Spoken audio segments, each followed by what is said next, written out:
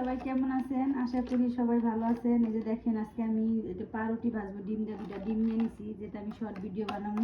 আমার নতুন বাসা পাল্টাইতেছি, এখন ঘর দোয়ার সব কিছু অগুছানো, গুছাইতে আর 1 সপ্তাহ লাগবো। এখন আমি একটা শর্ট ভিডিও করে ছাড়তেছি, বড় ভিডিও আশা করি সামনে ছাড়ুন। সব কিছু গুছাই আমি আপনাদের সাথে শেয়ার করুন, দেখতে থাকেন।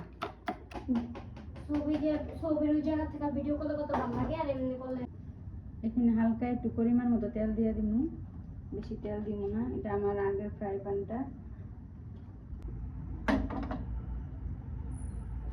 এবার রোজা শেষে রোজা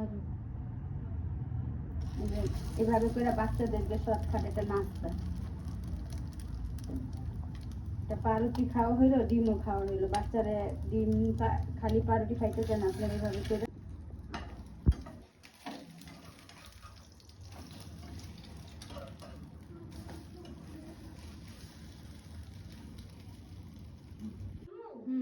দেখলাম।